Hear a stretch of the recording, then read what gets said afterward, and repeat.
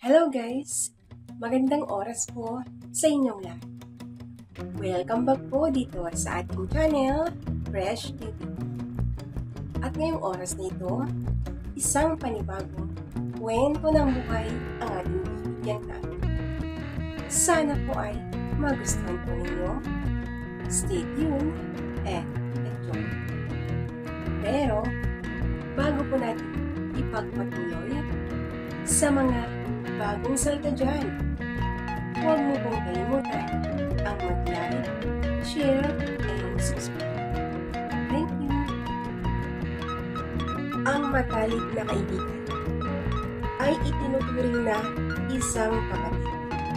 Pero, paano na kung itong best friend na itinuturing na kapatid ay siya din pala ang sisira sa kinabukasan at pagkatao?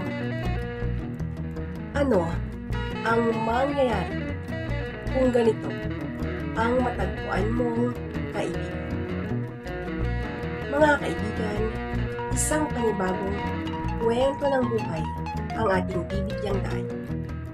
Sana po ay magustuhan po ninyo ang kwento ng buhay na malayang inilakad ni Mir. Ganito nag-umpisa ang kwento ng kanyang buhay. Ako po si Mirna, 27 years old. Bale, ikakasal na sana ako sa isang taong may. Magjowa kami ng 7 taon. Pero, hindi ko alam kung bakit nagpuso ako sa iyo. At hindi ko alam kung matutuloy pa ang kasal namin. Nakaplano na kasi yung mga pera na gagamitin natin, nakahanda na. Boyfriend ko siya nung kolehiyo pa lang ako.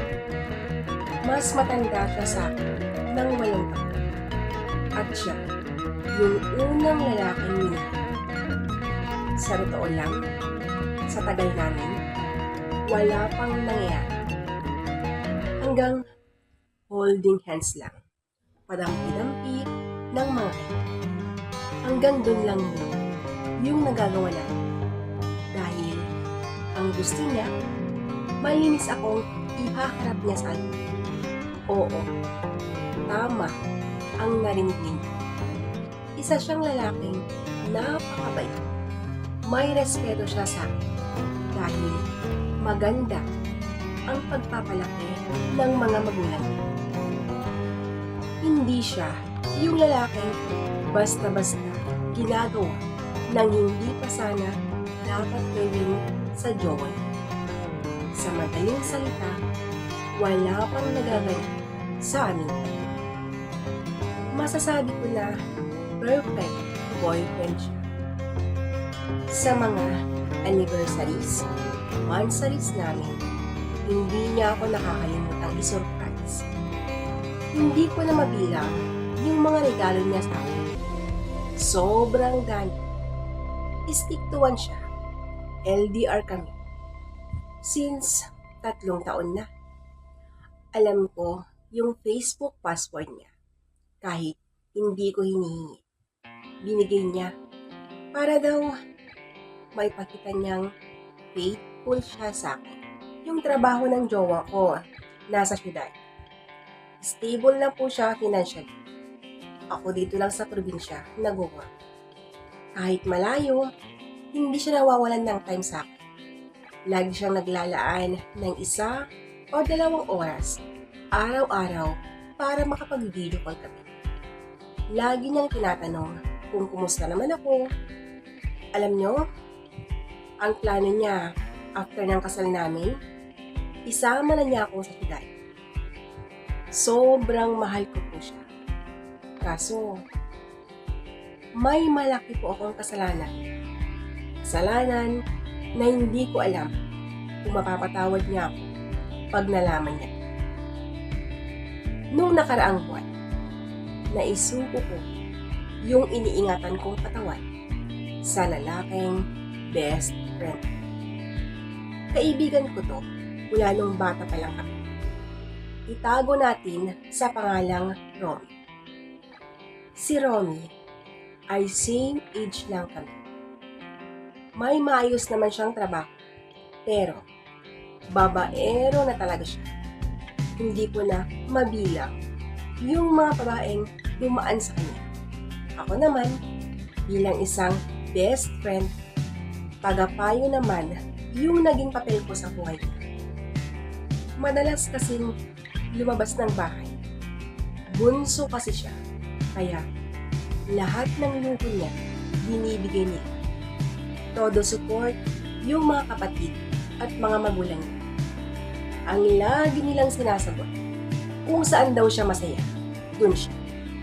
Dahil kahit may mga pera daw sila, hindi naman daw sapat ang pera niya. Basta daw ang mahalaga, masaya ang best friend. Hanggang sa isang araw, niyaya ako ng isa sa mga kaibigan tingnan dahil kaarawan niya. At syempre, kasama ko na naman ang best friend kong si Ron. Masaya kaming lahat dahil pumunta din yung mga kaibigan din namin. Matagal ko nang hindi nakikita dahil may mga trabaho sila sa ibang lugar. Masaya kaming nagsalo-salo sa handa ng kaibigan. Pagkatapos ng kainan, agad na kaming nag-inuman.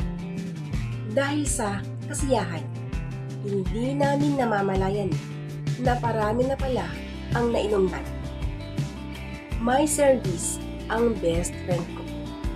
Kaya, naisipan kong magpahatid na lang sa kanya. Kaya lang, hindi niya ako inihatid. Ang sabi niya sa akin, hindi na raw niya kayang magmaneho pauwi sa boarding house niya. Kaya, doon na lang kami sa boarding house niya. At yung mga sumunod na eksena sa loob ng kwarto ng best friend ko, hindi ko lubos akalain na magagawa natin. Yung best friend kong tinuturing kong isang kapatid, siya din pala ang sisira sa pagkatao at kinabukasan ko. At siya din ang sumira sa relasyon namin ng jowa ko. Pagkatapos ang hindi inaasahang pangyayari, parang nawala ang alak sa katawan ko. Para akong nabubusan ng napakalamig na tubig. Bigla kong naalala ang boyfriend ko.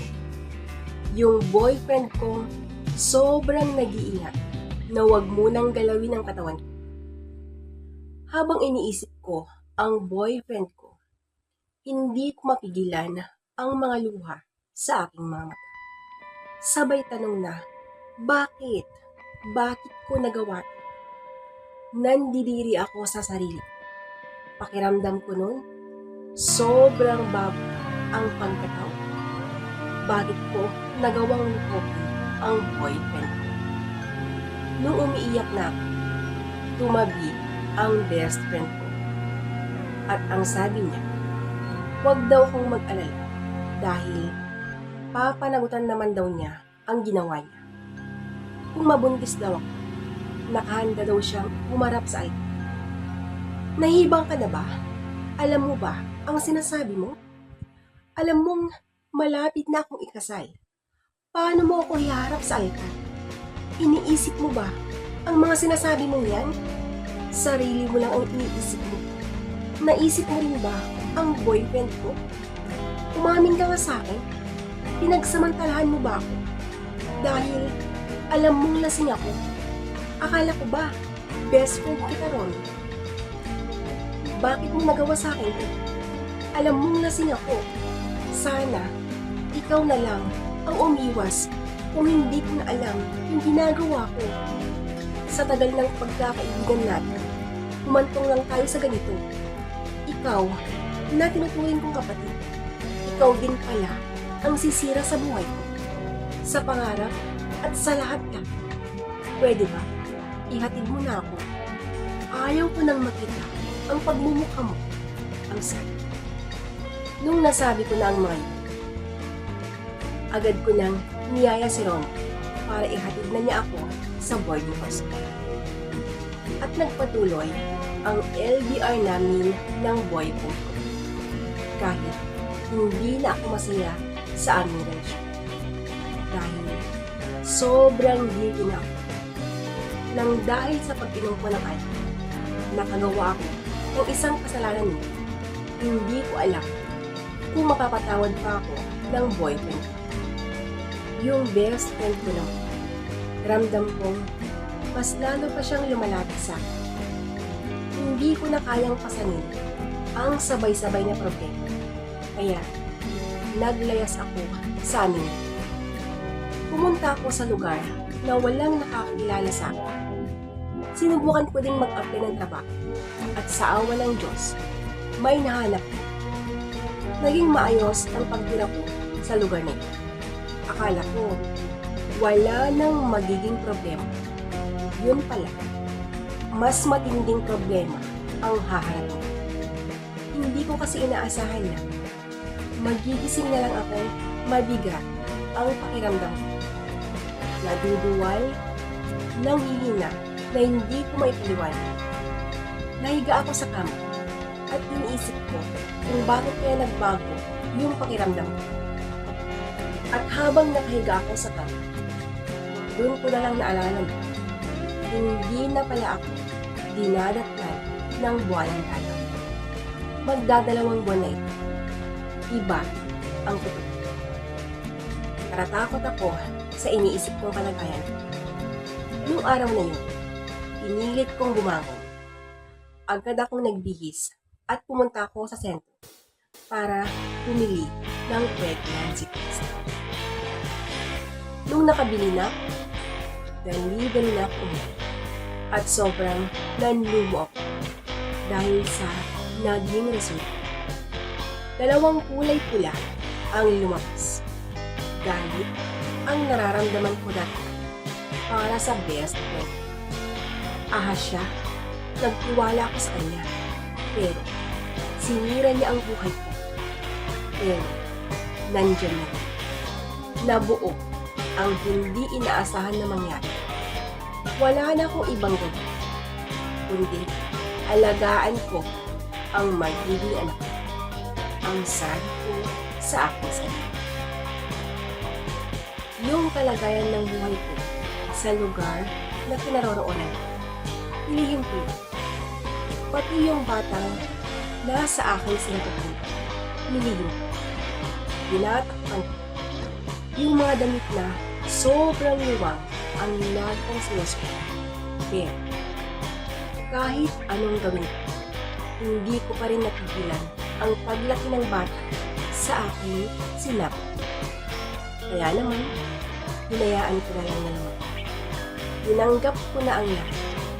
Manganganak akong walang asawa. Isisilang ko ang batang walang ama. Kahit naghihirapan ako, pinipilit kong pinakaya ang lahat. Kaya lang, totoo ang kasabihan. Walang lihim na hindi nabubuli. Magpipitong buwan na yung kwarto na. Nung umuwi ako, galing trabaho. Naratnan ko ang mga kapatid, magulang, at yung boyfriend ko. Nung nakita nila ako, niyakap nila ako at nag-iiyakan na sila. Hindi ko alam kung ano yung sasabihin ko sa kanila. Habang nakayakap sila sa akin, doon ko na lang naramdaman na may pamilya ako. Hindi pala ako nag-iisip. Nagsorry ako sa kanila. Pinapasok ko sila sa boarding house ko. At nakita ko sa mukha ng boyfriend ko. Awang-awa siya sa akin. Hindi na siya nagtanong kung bakit, anong nangyari sa akin, kung bakit ko nagawa yun. Ang tanging sinabi lang niya, itutuloy pa rin daw namin ang aming kasal. Tumutol ako sa kanyang sinabi. At nagmatigas pa rin ako. Sinabi ko sa kanya, hindi ako yung babaeng para sa kanya. Hindi na siya dapat mag-aksaya ng oras. Kalimutan na niya ako dahil madumi akong babae. Sa huling sinabi ko, huwag mong sabihin yan. Dahil nakikita at ramdam kong hindi mo kagustuhan ang nangyari. Kung sino man ang gumawa nito sa'yo, ayaw ko nang malaman dahil ayaw kong magkasala. Baka ano pa yung magawa ko sa lalaki na yan. Sige na, ayusin na natin ang mga ganito. At gaya ng sinabi ko, ituloy natin ang ating kasal. Kahit anong mangyari, walang magbabago. Dahil hindi pa rin nagbago ang pagmamahal ko sa iyo. At ang gusto ko, ako, ang tapos ama ng anak ko. Dadalhin niya ang apelido. Sige na, umuwi na tayo. Ang sabi ng boyfriend ko. Umuwi nga kami noon sa bahay na pinagawa niya. Nahihiya ako sa boyfriend ko that time dahil sa pagkakasalang nagawa ko. Pero, ang lagi niyang sinasabi sa akin, kalimutan ko na ang lahat ng nangyari. Pinipilit kong kalimutan ang lahat. Alang-ala sa kanila ng anak ko. Hanggang sa nanganak na ako. Isang malusog na batang lalaki ang niluwal ko. At pagkalipas ng ilang buwan, inayos na namin ang aming pagpapakasal. At sa awa ng Diyos, naging masaya kaming lahat. At kahit ganon ang nangyari sa akin, hindi ako nakaninig ng panghuhusga mula sa mga kamag-anak niya. Natapos ang kasal na nakita at ramdam kong masaya ang asawa ko. At pagkalipas ng ilang taon na aming pagsasama, dito ko nalaman ang lihim ng asawa ko. Kaya pala, pumayag na siyang akuin ang batang bunga ng aking pagkakasala ay isa pala siyang bao. Humingi siya ng tawad sa akin dahil sa kanyang paglilihim at gaya ng ginawa niya sa akin noon. Nung ako yung nagkasala, nanahimik lang ako. Hindi ko siya inaway at buong puso kong tinanggap ang asawa ko. Doon ko na lang na-realize na ginamit siguro ng Panginoon ang best friend ko para magkaroon kami ng anak ng asawa ko. Dahil kung hindi ako nagkasala noon, wala kaming anak ngayon. Ngayon, masaya na kami. Tinanggap namin ang mga pagkakasalang nagawa ng bawat isa. Yung best friend ko naman, namatay na siya dahil sa isang aksidente. Namatay siya na hindi niya nakita or nalaman na nabuo ang pagkakamali namin noon. Yung lihim na yan, wala kaming planong na sabihin yon sa nag-iisang anak namin dahil ayaw namin na magbago siya. Basta, ang importante ngayon, maayos ang pamilya namin. Masaya kami kahit may tinatagong lihim. Dito ko na po pinawakasan ang istorya ng buhay ko. Lubos na nagpapasalamat, Mir. At yan po guys, ang kwento ng buhay mula kay Mirna. Sana po ay nagustuhan po ninyo hanggang sa muli. Maraming salamat po sa inyong walang sawang pagkikinig. God bless. As always,